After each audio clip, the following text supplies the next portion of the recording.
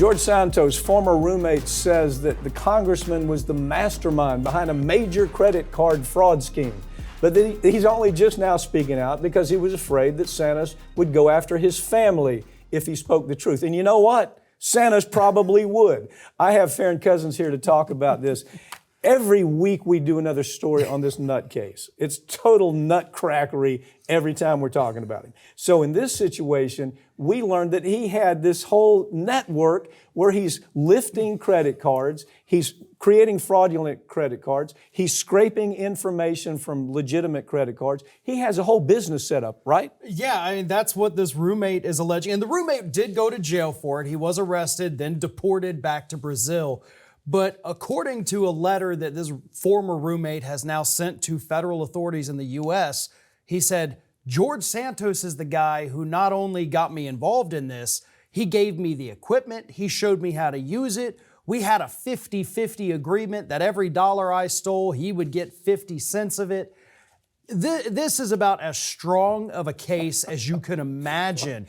And what's funny is that about a month ago, a piece of this story had come out that linked Santos to this case that said, hey, by the way, there's a weird incident where a man in Seattle was arrested for skimming credit card numbers, and he had a box in his car filled with skimming devices that had George Santos' address on it. Give us his other name. Okay, Santos was operating this fraud scheme. God, the guy looks like a fraudster. He looks like a fraudster. But okay, so he's operating this fraud scheme. He's stealing credit cards. He's scraping credit card information. He's actually robbing ATM machines, in effect. And so while this is going on, his friend who got caught, Santos says, I'm going to help you. I'm actually going to get El Chapo's lawyer. Right? That's part of the story. He tells his poor friend who's sitting in jail, I'm getting El Chapo's personal lawyer to come help you. What happens? Obviously, El Chapo's lawyers did not show up to save the day.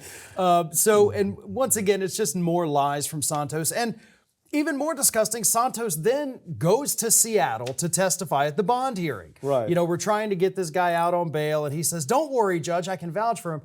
I work at Goldman Sachs.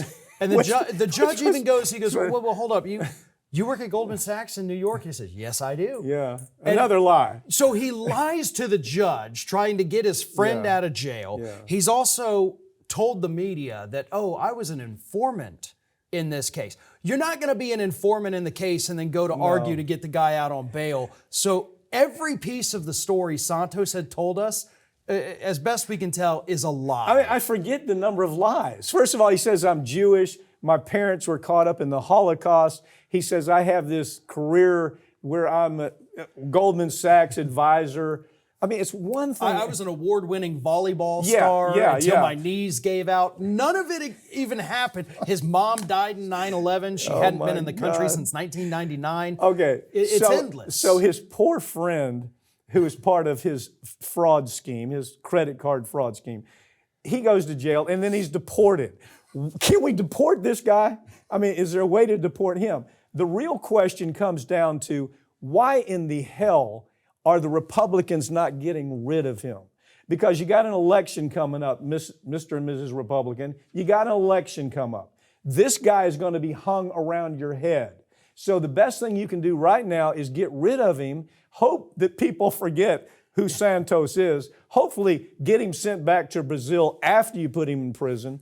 But I don't know why McCarthy won't pull the trigger. It's so dumb. You guys have more than enough evidence right now. Hold the vote, kick him out, and he's gone. You still have a majority. They still have a majority even without him. You don't need him. Yeah, his one seat is not make or break it for these Republicans. So kick him out. Sure, you lose the seat, but you also lose this liability that, as we've seen, the stories keep getting worse. They're not going to get better. Is this another example of the Justice Department not doing their job? Again, every time we come on this show, we have another story about the Justice Department not doing their job. Why didn't they arrest him? They had all of this information to begin with way back then.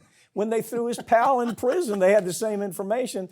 They stood by and let it happen, didn't they? Yep, but at least The investigators in Seattle, they never closed the investigation officially. Yeah. So they might still be able to take him down. So maybe he'll end up in prison in Seattle. Maybe it'll be federal prison. Maybe he'll be deported. Yeah. But there's a jail cell somewhere waiting for this guy.